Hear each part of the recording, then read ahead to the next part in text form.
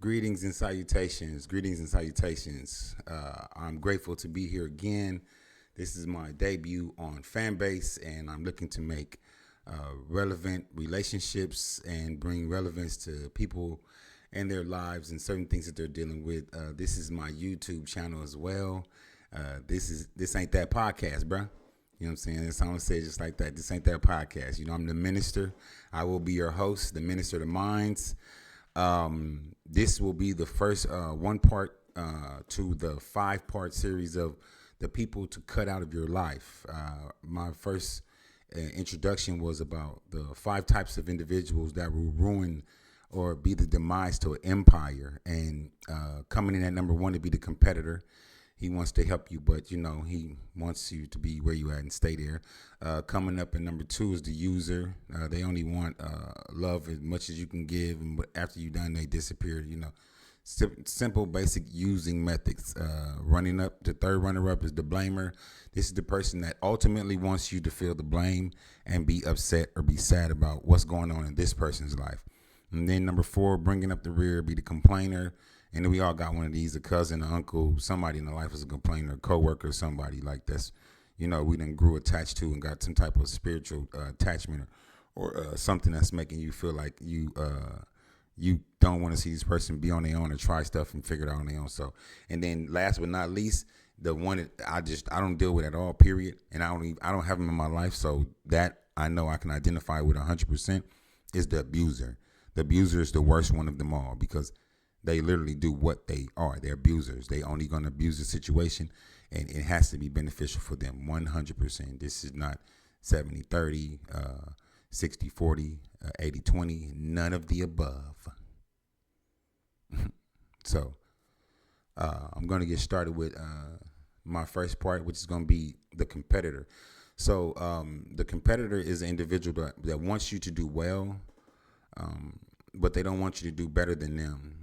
They will assist you with getting a position or getting a situation settled, but the outcome will have drawn out so far, and it has exhausted you in all of your remedies to where whatever you receive or whatever you have, whatever you gain from whatever the competitor in your life assists you with, it's going to be pretty much like you starting exactly where you at. So. The competitor is one of those people that, it's you can have competitors in your life that's family members. Like you can have a competitor that's with the same blood lineage as you as well. So don't be shocked. It's just the one thing that Dr. Morris always tries to relearn me, as she say, is that people have patterns. And if you study the patterns, you understand the people because the pattern doesn't change, only the players, if that makes sense. So that's how I deal with people. Like just because we blood don't mean, if you falling under a articulated guideline, like your behavior shows certain attributes of this psychological assessment, then that's where you're pretty much going to be ranged at until further notice. So at the end of the day, the competitor is like the competitor is a person that almost wants to see you do better than them, but it's one of those things. I'm just gonna be personal with it. Okay, so a competitor to me will be someone that's in a position to place me in a proper standing with my platform, and they're not utilizing all their resources to help me reach my goals. See, because sometimes a lot of the things that people have is not even a percentage of what we need. Certain individuals, God children, like the light children, like we don't need we don't need. So if it take 100 to do something, we only need like 40 because we giving like 30 of it away, assisting people. So the 10 that's left is like it's so minute, but the way we deliver ourselves and how we just present ourselves, like Dr. Morris she taught me, is in life is 90% presentation and 10% conversation. So that's why I'm so adamant about my dictations and my vocabulary and stuff like that. Like I teach my children to read, because one thing that they can't take from you is what you put on your brain. Like, it's like having a white linen shirt. If you stained it in the summer, you always have dreams of fixing that shirt, and you look in the closet and you see that same stain, and it'll spark up nostalgia. It'll bring back that moment when you spilled it and everything that happened in that time of your existence. So at the end of the day, it's like the competitor is a person that will ultimately self-sabotage a situation unconsciously. Just because of who he is, he will unconsciously sabotage something that's involving you, because his innermost being is not a being that's used to being second, or is not used to being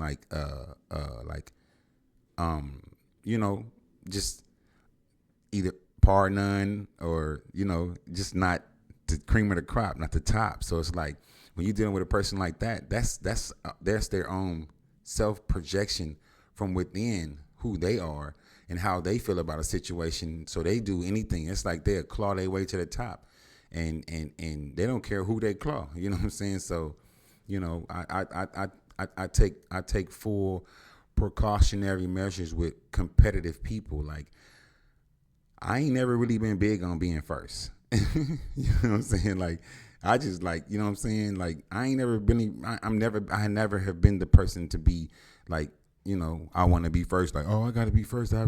Yeah, because, I'm going to tell you what happened. One time I was in elementary school at Clyde Woodworth, and,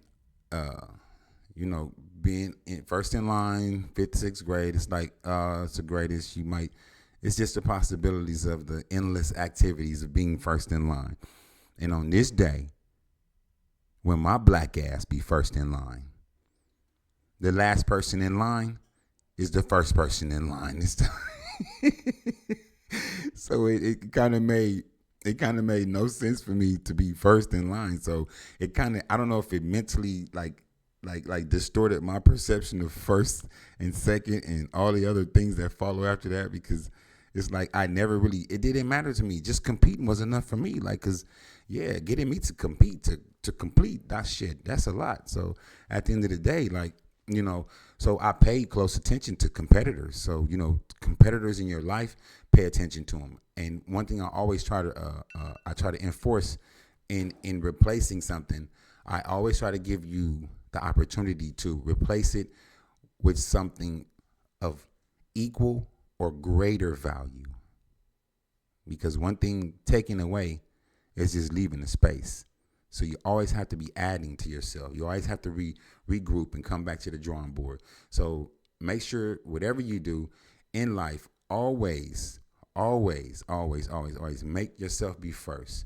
Make yourself be the most important thing in the room. Be considerate and have considerations for other people in their situations. But at the end of the day, always find the time to look into yourself and do the best things that's best for you and your family. I want you to always know that in life, you're going to have opportunities to make decisions. Make the one that's the hardest and that's not comfortable, because usually that's the best one. So I want you to do for me like I do for myself. Every day I'm blessed to wake up. I look in the mirror and I tell myself I matter to this world, So in that note right there, I want you guys to always remember to just stay focused and just pay attention in life, because that's how it's going to be.